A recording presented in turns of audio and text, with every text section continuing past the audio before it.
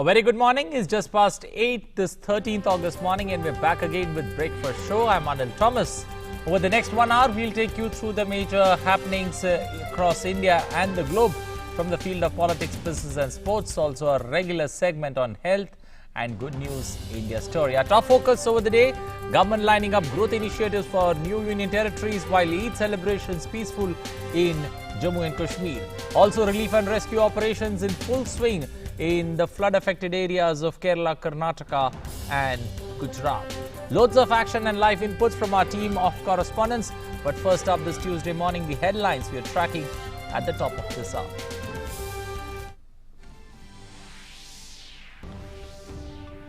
In Jammu and Kashmir, restrictions have been completely lifted in 5 districts of Jammu and limited to the night in 5 districts. Similar local relaxations was done in 9 districts of Kashmir. Over 5,000 calls were made on day 1 in Srinagar via public points for phone connectivity.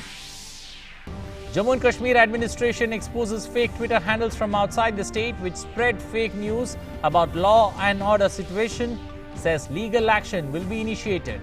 Also asserts barring few minor incidents, Eid celebrations have been peaceful. External Affairs Minister Jaishankar conveys to his Chinese counterpart that action on Article 370 is purely an internal matter of India and has no implication for India's external boundaries, LAC with China and LOC with Pakistan. Relief and rescue operations in full swing in flood-affected areas of Kerala, Karnataka and Gujarat. Situation improves in Maharashtra's flood-hit Kolhapur and Sangli districts with receding of water levels of 2 rivers. Man vs. Wild program on Discovery Channel featuring Prime Minister Narendra Modi becomes an instant hit. Man vs. Wild trending on top in India and a hit worldwide.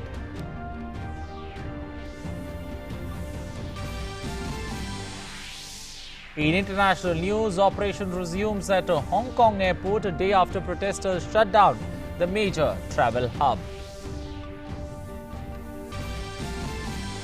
And in sports, in a milestone moment for Indian motorsport, Aishwarya becomes the first Indian to win the FIM Bajas World Cup with a tally of 65 points in the women's category in Hungary. Aishwarya also placed second in the junior category with 46 points. Well, now for the stories in detail. In Jammu and Kashmir, restrictions were completely lifted in 5 districts of Jammu and limited to the night in 5 districts of Jammu. Based on local assessment of the situation, similar local relaxation was done in 9 other districts of Kashmir. The J&K government has strongly refuted some reports in media about firing by security forces and reports about deaths or injuries. It has categorically denied that any firing incident has happened in the state. The government in a press release has also reiterated that not a single bullet has been fired by security forces, nor has there been any casualty. It further said that the government is committed to maintaining peace and public order and people have been most cooperative.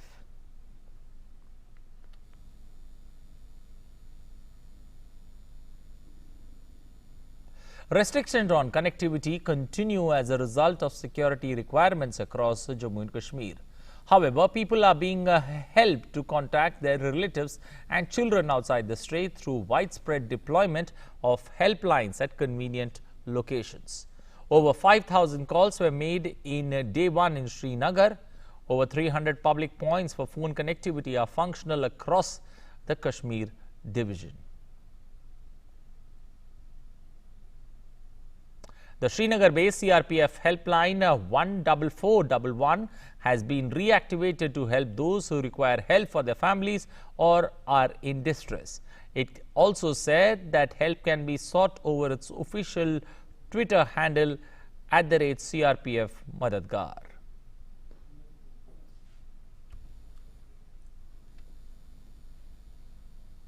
Jammu and Kashmir Principal Secretary Planning Rohit Kansal has categorically denied reports in the media about firing by security agencies.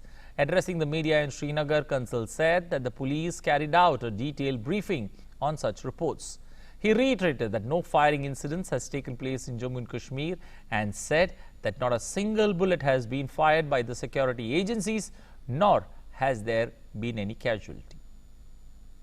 And you're also aware, on Saturday and Sunday, there were large relaxations. A number of shops were open on Saturday.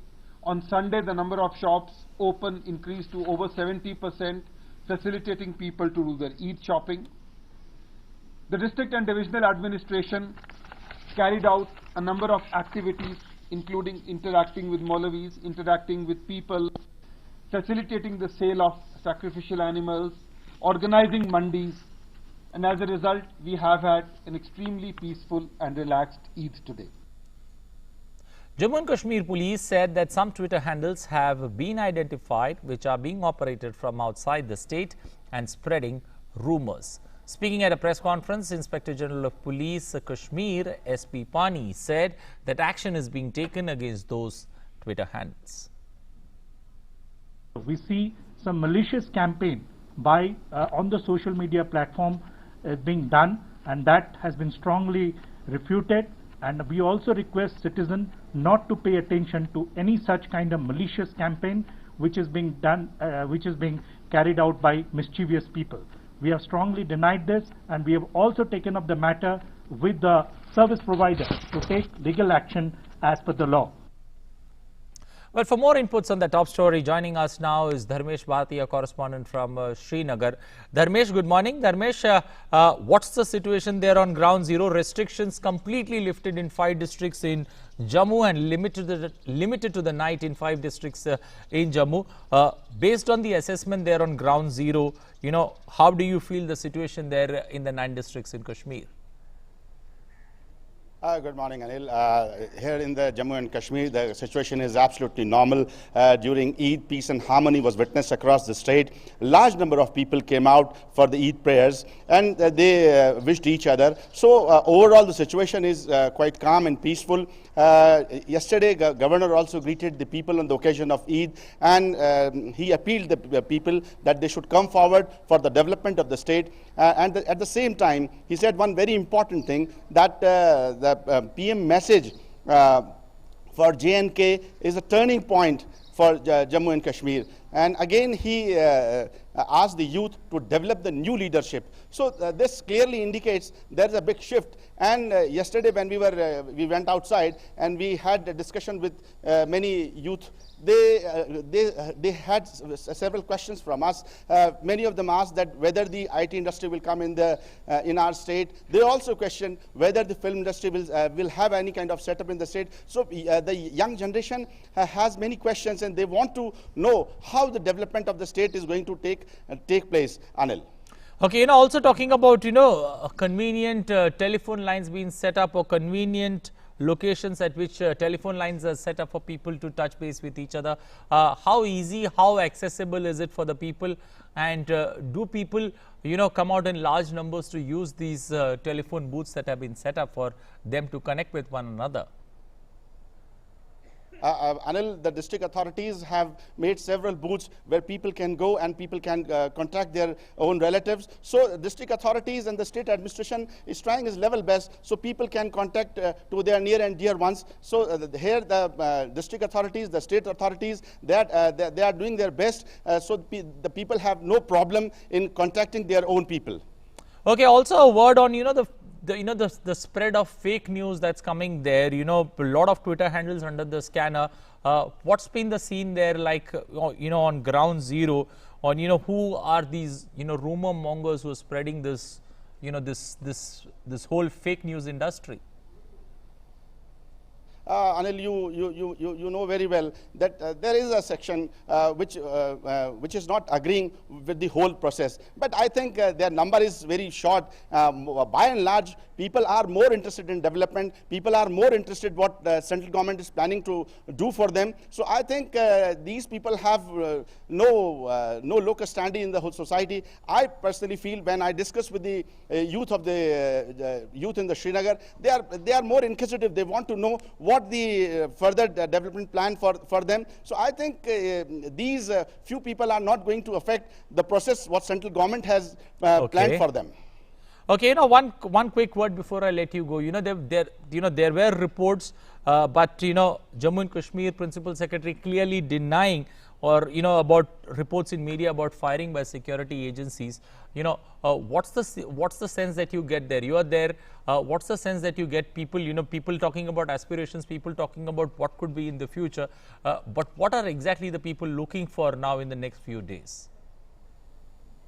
Well, yesterday when we were outside in the Srinagar, there were a large number of people who came out and who talked with the media. I don't think there is any kind of doubt or any kind of they have questions regarding what kind of development will be there. So I personally feel that they are more interested in the new development. They want to look Jammu and Kashmir in a new way. So all these these rumors and all these fake news, I think it is not going to impact much in the minds of the people.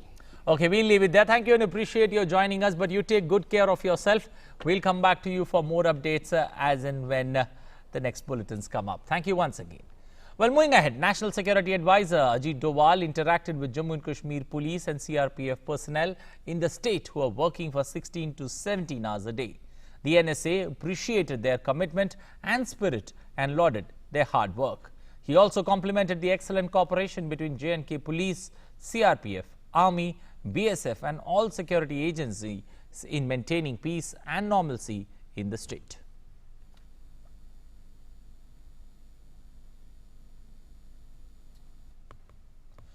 Well, India has told China that the developments pertaining to the legislations passed recently by the Parliament on Jammu and Kashmir is an internal matter for India.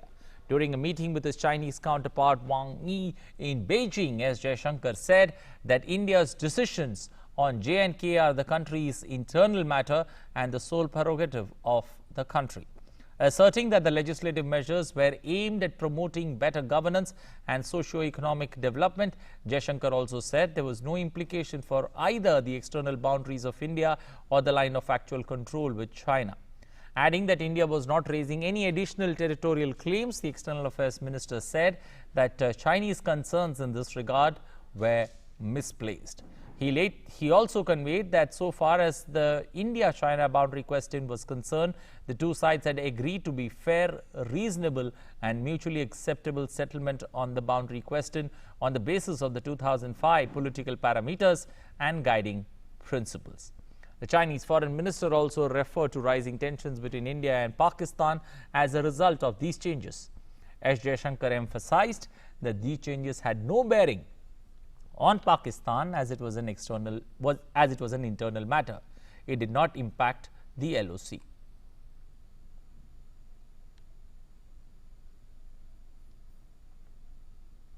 During his two-day visit, the External Affairs Minister also attended the second meeting of the high-level mechanism on cultural and people-to-people exchanges in Beijing.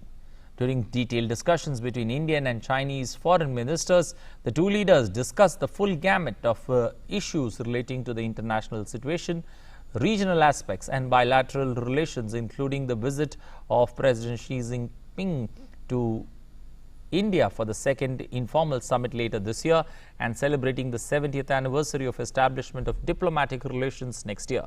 The External Affairs Minister noted that since the one informal summit, there has been progress in the overall relationship. The two countries agreed that maintenance of peace and tranquility in border areas was essential for the smooth development of their relations.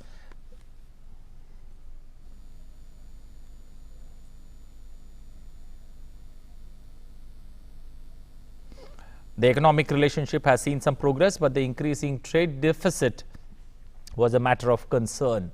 It was emphasized that the Chinese side should take steps to address this particular issue, including by enabling greater access to our pharmaceutical and IT products and services in the domestic Chinese market.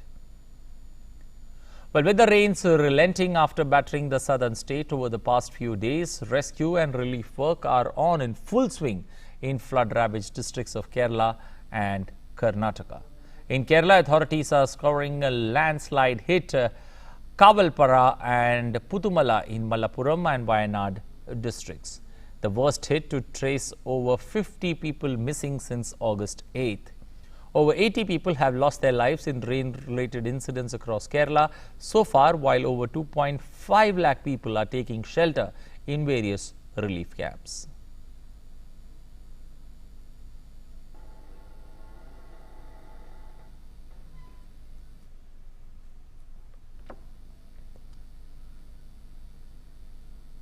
In neighbouring Karnataka, the death toll was 48 till Monday evening, while 12 people were still missing. Chief Minister B.S. Yedurappa, who is touring the flood-hit areas of Dakshina Kannada and Mysuru districts, expressed hope that the situation in the flood-hit parts will be back to normal in 4 to 6 days, as there has been a let-up in the rains. Meanwhile, the state government has requested the centre to immediately release 3,000 crore rupees. Yedurappa has announced an assistance of 5 lakh each to those who have lost their houses in the floods and landslides to take up construction work. The Chief Minister has also announced 1 lakh to those whose houses have been damaged to take up their repair work, and 5,000 monthly to those staying in rental accommodation till their houses are ready. The flood situation in western Maharashtra has improved, with the water levels of 2 crucial rivers in the worst hit Sangli and Kolhapur districts receding, and relief and rescue operations going on in full swing. The Mumbai-Mangaluru National Highway 4, which was closed near Kolhapur in Maharashtra for the last 6 days, was partially opened for traffic on Monday after the floodwaters receded and thousands of stranded trucks carrying essential commodities were allowed to move. Traffic movement was also allowed between Kolhapur and Belgaum in Karnataka.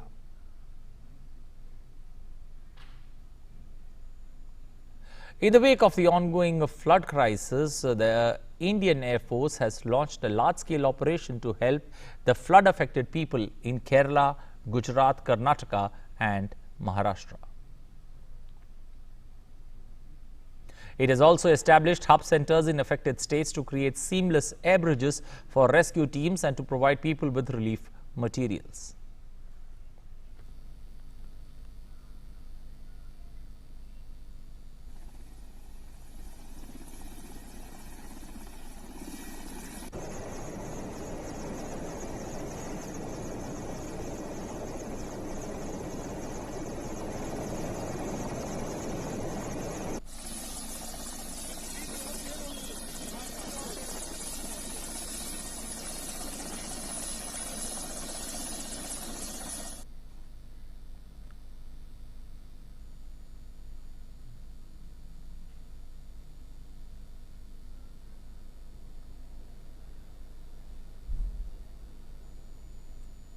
Walking through the wild and taking a ride on a cold river in a makeshift boat were some of the things that Prime Minister Narendra Modi put up with as he teamed up with survivalist Bear Grylls to promote a cause close to his heart, protecting nature. Man vs. Wildlife, released on Monday, soon took social media by storm.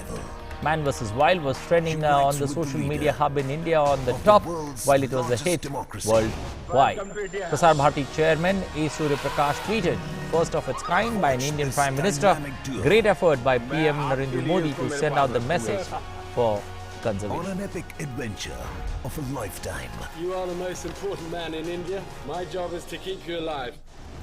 An ace adventurer who redefines the rules of survival. Unites with the leader of the world's largest democracy.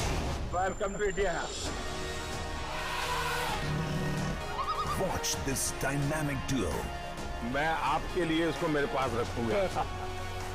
On an epic adventure of a lifetime. While moving to international stories, in international news, operation resumed at the Hong Kong International Airport today, with flights starting to depart and arrive a day after protesters shut down the major travel hub. Passengers with luggage were being checked in for flights, and only a handful of the thousands of protesters who flooded into the airport a day earlier remained in the building.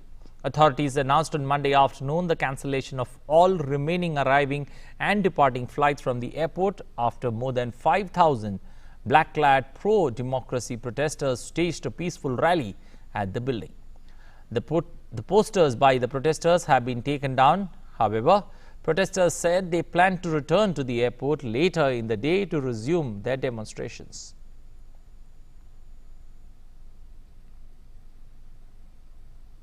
US President Donald Trump's administration has taken action to make it more difficult for poorer legal migrants to extend their visas or gain permanent resident status or a green card.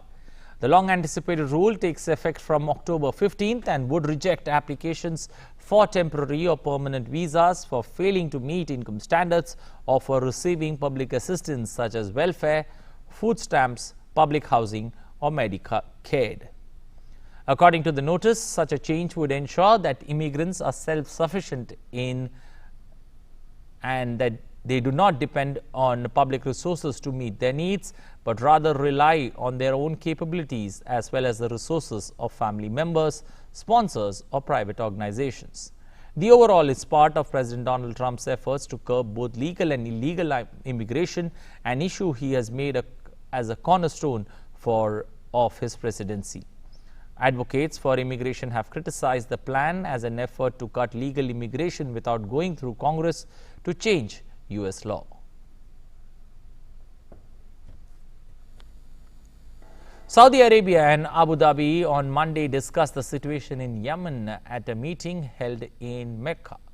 The meeting came after the Saudi-led coalition intervened in Aden on Sunday in support of the Yemeni government after UAE backed the southern separatists effectively took over the port city. The UAE, Saudi Arabia's main military ally on the ground for most of the war, has drawn down forces since June. The Saudi Arabian and UAE rulers' meeting comes as an apparent effort to stop further damage to their alliance that would boost their common enemy, the Houthis, and their regional rival, the Shiite Muslims from Iran. Iran unveiled an upgraded missile defense system with a range of 400 kilometers, which will be able to defend against cruise ballistic missiles and drones. It is believed to be an improved version of the Gamma system, which military experts said was of the Russian origin. The announcement comes at a time of rising tensions between Iran and the United States. The concerns about Iran's long-range ballistic missile program contributed to Washington last year exiting the pact that Iran sealed with world powers in 2015 to rein in its nuclear ambitions in exchange for an easing of economic sanctions.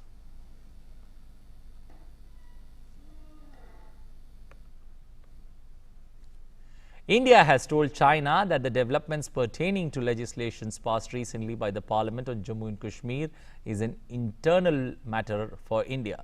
During the meeting with his Chinese counterpart Wang Yi in Beijing, as Jaishankar said that India's decision on J&K are the country's internal matter and the sole prerogative of the country. For more on this, we are joined by our correspondent Abhishek Jha on the phone line. Abhishek, good morning. Is this the strongest position that India has ever taken, especially with our neighbors, in the way in which we have conveyed it to China? Anil, when this whole thing on Article 370 was taken, Chinese side has also reacted on it and has expressed its unpleasure, over which Indian External Affairs Ministry has reacted very clearly that this whole issue was India's internal issue and India is free to make or amend any rule under the purview of Constitution. And that is what External Affairs Minister has reiterated to his Chinese counterpart, that this whole issue was very much prerogative of Indian government, and accordingly it has been done, and it does not change any existing situation on line of control which along Pakistan or LSE along China, and so there is no new arrangement to which any side should have any worries or any reaction. This is all which has been there for very long, and no new setup has been, no new limitation has been drawn. So the concerns of the parties are not very grounded. And also one thing that the External Affairs Ministry has clearly told, that the tension between India and Pakistan is very much because the rhetorical and provocative action of Pakistani side, which has been there for very long, and India has been dealing with it for quite some time. And India is willing to have a talk or dialogue with any party, but not until this fear of terrorism exists. What's the significance of this visit that that's the External Affairs Minister takes to China, and after that? Anil, see, the visit of Jaishankar comes on the heels of Pakistani Foreign Minister Shah Mahmood Qureshi's visit, which was in very urgent basis after the Kashmir issue has happened. But Shah Mahmood Qureshi could not get any solace from Chinese side on this issue. And just 2 days after, when External Affairs Minister has reached to China, he has also clearly said, and he has clearly told India's position on these issues, and he has also discussed the bilateral ties of India and Pakistan with Chinese counterparts.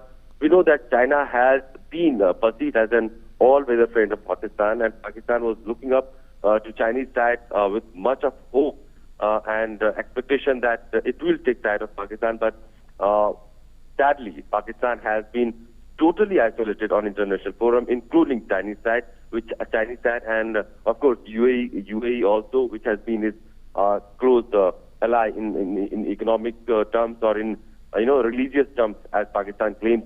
But Pakistan has been totally isolated, and the statement that is coming from China is yet another blow to Pakistan's propaganda theories on Kashmir or on Indo-Pak ties or on any rising tension that Pakistan is trying to fuel across the borders and portray to the world that there is an alarming situation in Kashmir.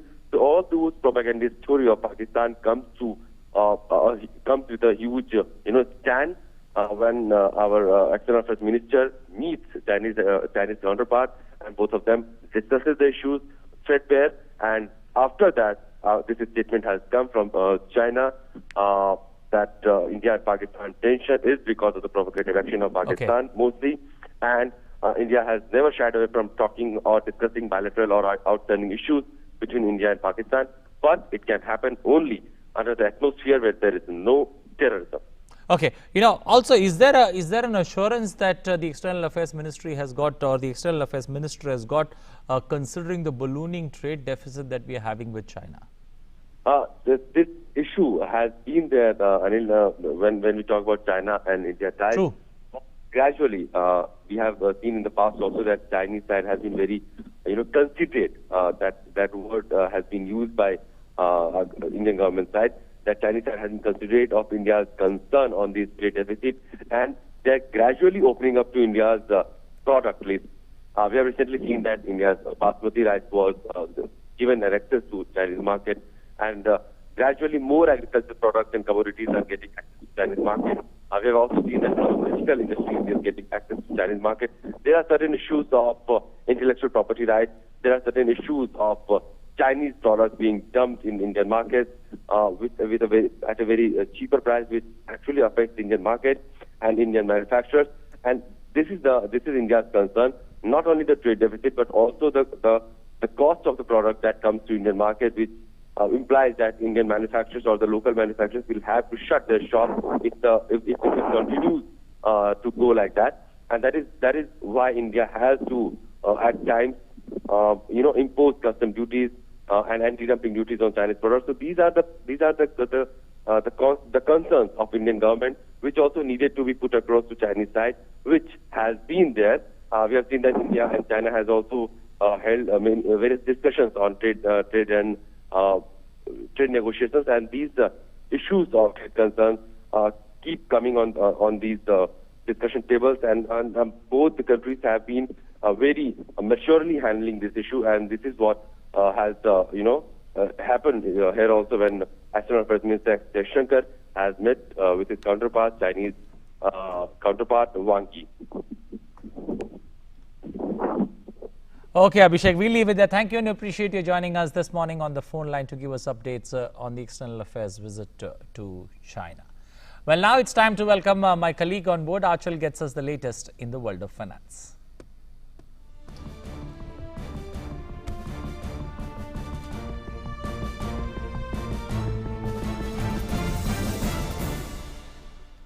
thank you very much, Anil. And today is the second trading day session. That's Tuesday. Let's have a look on those news headlines which are making headlines in the world of business. And first of all, we are going to talk about Aadhaar. The umbrella body for digital transactions, NPCI, said that Aadhaar-enabled payment system crossed the milestone of over 200 million transactions during July this year.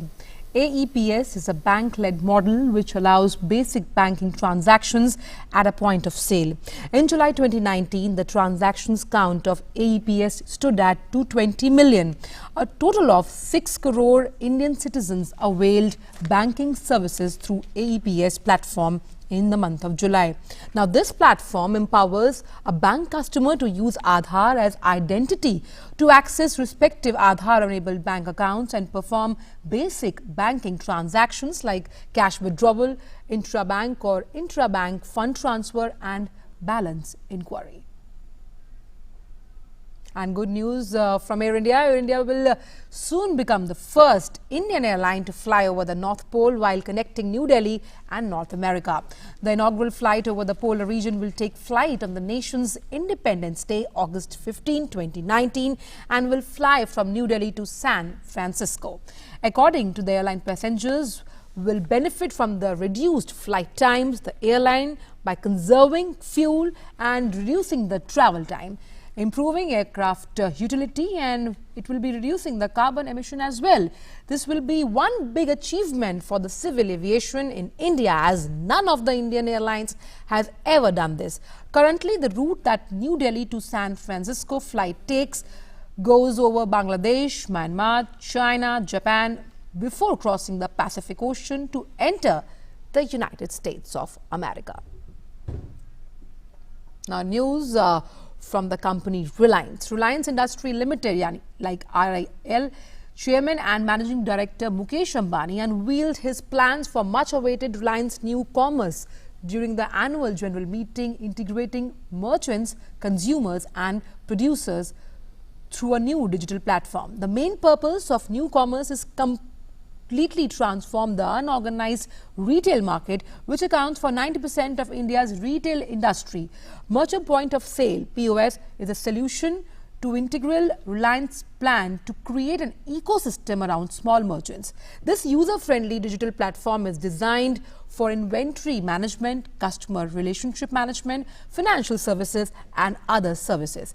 Jio Prime Partner POS will modernize even the smallest neighborhood kirana shop to become a future-ready digitized store.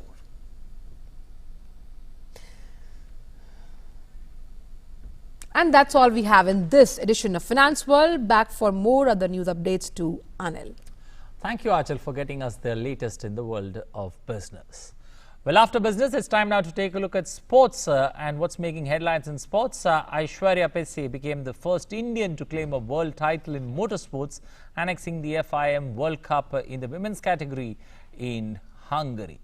Aishwarya, who won the first round in Dubai, finished with a tally of 65 points, just 4 ahead of Portugal's Rita Very in the final overall standings for women. The 23-year-old from Bengaluru also finished second in the FIM junior category on Sunday. Well, Simona Biles wins the record-equaling 6th US Gymnastic Championship title, the first woman to land a triple-double during floor exercise competitions. Biles took the top scores on floor, vault and balance beam. Biles wins the record-tying 6th US Women's Gymnastics title. She keeps raising the bar in a sport that's failed her. She became the first woman in almost 70 years to win a 6th all-round title at the US Gymnastic Championship in Kansas City. The 22-year-old, a 4-time Olympic gold medalist, scored 118.5, with 16-year-old Lee coming second at 113.5. The win moves her level with the class Croth Lomdi, who won her 6th US all-round title in 1952.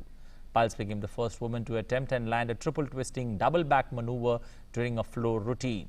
She missed the championship in 2017 but has now won the US all-round title 6 times in 7 years. She has now won 20 straight all-round events in which she has competed, a run dating back to 2013.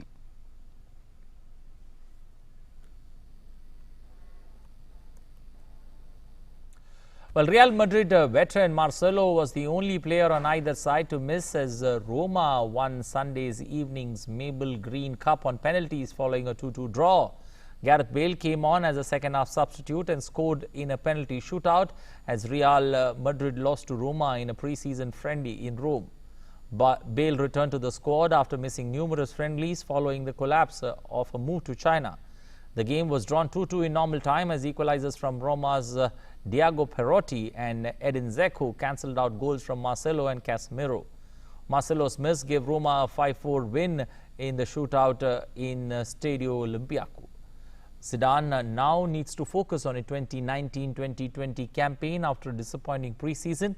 Real Madrid will travel to Galicia to face Celta next weekend. Well, after a look at the sports stories, it's time now to take a look at the top stories from the national dailies in the national capital. Our first look is at the Times of India, and a story that should catch everyone's interest who's interested in having ROs in their place of stay. Your tap water may be safer than you think. Do you really need that? Do you really need that RO purifier at home? According to this particular survey that's been done, 61 colonies were randomly tested for the TDS levels. TDS levels is the total dissolved solids that you find in water after normal filtration process that takes place. So the TDS, 61 random colonies were taken, and the supply of water, the supply of water that was there coming through taps was generally within permissible limits. But the problem that this particular story clearly unfolds is about the contamination that is there when it comes to boring water being used, high levels of pollution or a contamination that's been seen where boring water or where drilling is done, and a lot of water from underground water that's been used for drinking purposes. That's where the contamination is very high. Well, moving to our next newspaper, that's the Hindustan Times. We're taking at a story of a steep hike in traffic fines from Independence Day. So it's Independence Day, but you need to be really careful because the Motor Vehicle Act that has been changed, and it comes to implementation from August 15th. So law breaking could get dearer for each one of you. Speeding, which was earlier 400 rupees, is now 1,000 to 2,000 rupees. Driving without insurance is earlier it was 500, it's now gone up to 2,000. Riding without helmet was 100, it's now gone up to 1,000. So trouble clearly increased. Road offences by juvenile, which was earlier a 500 rupee offence, has now shot up to 25,000 rupees. So you need to be really careful when you hand those keys of the bikes and the vehicles to your children. You need to be really careful about that, because this is something that's going to be implemented from 15th of August. Moving next to the Hindu, it's an interesting story in the Mansarovar Yatra, where Chinese have lent an helping hand to Indian pilgrims. Accommodation facilities called reception centers have been built at various points of the pilgrim, thanks to an initiative by the Chinese government to improve the material comforts of the pilgrims undertaking the arduous journey.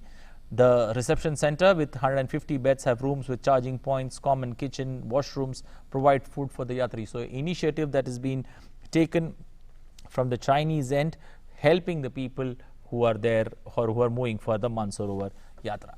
Our final look is the same story from the Asian Age.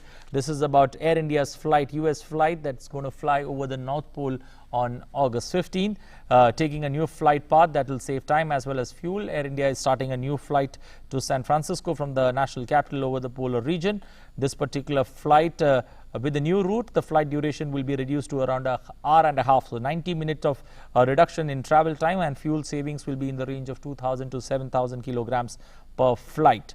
The flight time will also be reduced from 14.5 hours to 13 hours, and the inaugural flight will be on August 15th, and it will operate from New Delhi to San Francisco. According to the Air India spokesperson, the story, it says, is the first airline in the world that would have flight over Pacific Ocean, Atlantic Ocean, and the polar region. So surely a great something to cheer for India, as Air India now flies over North Pole on August 15th.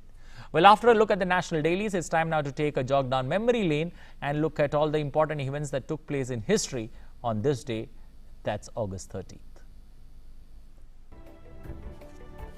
Manipur celebrates this day as Patriots' Day, as in 1891, the two brave sons of Manipur, Yuvraj Tikendrajit and Thangal General, attained martyrdom as they were hanged by the British for waging war against the British Empire.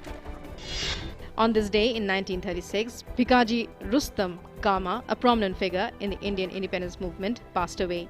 Madame Kama had unfurled a self-designed tricolour in Stuttgart town of Germany on August 22, 1907. On the same day in 1985, heart-lung transplant makes history. A 3-year-old boy from Dublin becomes the world's youngest heart and lung transplant patient.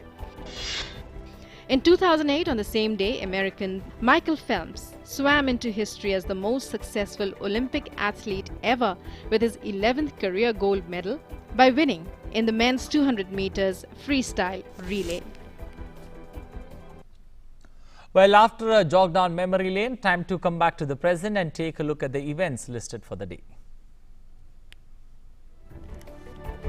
Prime Minister Narendra Modi and BJP Chief Amit Shah will lead the condolence meeting in memory of late External Affairs Minister Sushma Swaraj, organized by the BJP. Diplomats from various countries and leaders across the political spectrum scheduled to attend the meeting in New Delhi. Prime Minister Narendra Modi will inaugurate the permanent new LED lighting for the Parliament House exterior. Lok Sabha Speaker, Deputy Chairman of Rajya Sabha, several cabinet ministers and MPs will be present on the occasion. A full dress rehearsal for Independence Day celebrations at the Red Fort will take place. The Delhi Traffic Police has issued an advisory for the full dress rehearsal to ensure safe and smooth flow of vehicles across the city. Delhi court will resume hearing against expelled BJP MLA Kuldeep Singh Sengar for allegedly kidnapping and raping a minor in Unnao in 2017. Well, let's now move on to our health segment, which is focusing on the importance of breastfeeding. Let's take a look.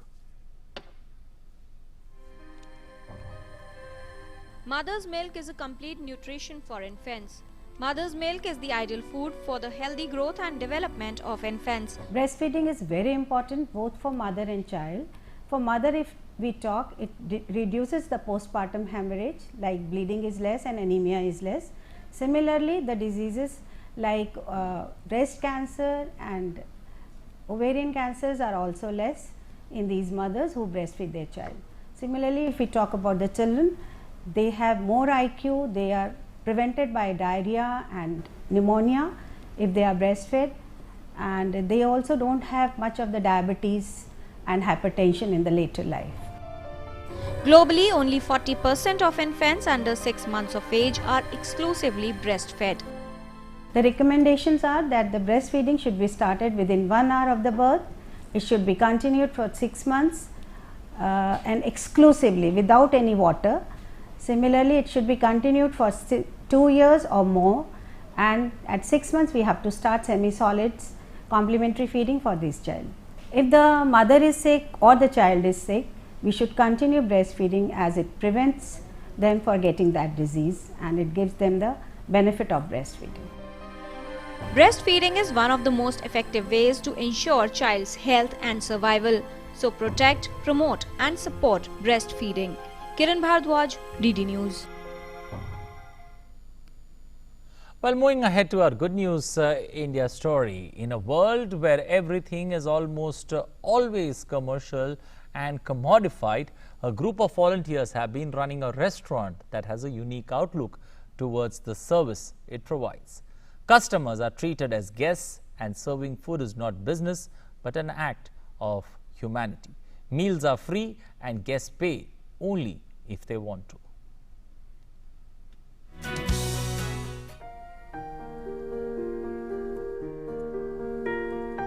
In a country where a guest is revered as much as the divine, there's actually a restaurant that serves customers for free. This is Ahmedabad's Seva Cafe that runs on the model of a gift economy. सेवा cafe एक अलग concept है, तो यहाँ पे जो लोग आते हैं ना, उनकी खुशी देख के ना मुझे एक अलग एक्सपीरियंस मिलता है. सो वो एक्सपीरियंस लेने के लिए मैं यहाँ आता हूँ. अपने घर पे तो हम सबको मेहमान को खिलाते हैं, लेकिन एक अननोन पर्सन को खिलाने का जो अलग एक्सपीरियंस होता है ना, वो एक्सपीरियंस मेरे को यहाँ गेन करते हैं. घर है तो घर में जो लोग आते हैं उनको हम बेसिकली मेहमान बोलते हैं. प्यार से खाना खिलाते हैं और खाने के बाद हम लोग एनवलप देते हैं और उसमें उनकी दिल की इच्छा जो उनको पे करना हो कर सकता है। Seva Cafe has functioned for the past 11 to 12 years and it's all up to the customer. You pay only if you want to.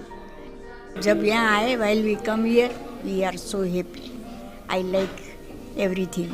जैसे हमारे बच्चे हो ना, ऐसा ही हमको लगा। जैसे ऐसा लगा ही नहीं कि ये हम कहाँ आ गए, पराए हैं, ऐसा कुछ है ही नहीं। Experience was very nice. People are very nice. I take pledge that I will come and do service over here as a volunteer. Seva Cafe is run by volunteers and is meant as a first step towards a greater goal, to inspire others to make the world a better place. With Hitansh Jain in Ahmedabad, DD News. Generosity there on a platter. Moving ahead, an early warning system which helps prevent human-elephant conflict is being installed in villages situated in forest areas in North Bengal region, which often witnesses incidents of elephant attack. The Forest Department has installed 16 automated elephant tracking devices in several villages near Gorumara National Park in Jalpaiguri, while 12 such devices have been set up around the Mahananda Wildlife Sanctuary in Darjeeling districts on a pilot basis. The system, mounted with the help of a pole and has infrared technology, temperature and movement sensors along with the controller installed in it. The device can track elephants in 200-meter radius and alert concerned officials.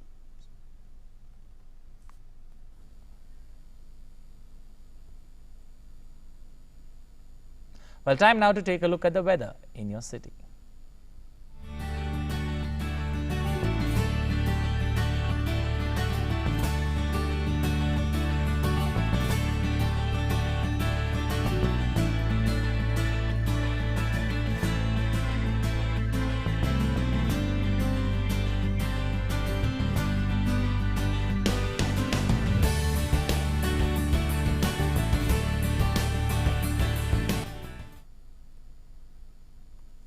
Well, before we end this edition of Breakfast Show, we leave you with a positive thought as always to kickstart your day. Don't waste words on people who deserve your silence. Sometimes the most powerful things you can say is nothing at all. Let us now take you to the Colombian city of Medellin, where Colorful Flower Festival is going on. The celebration includes the art of floristry and variety of floral arrangements. Have a look, enjoy those captivating visuals, enjoy the day ahead. Stay safe, stay healthy.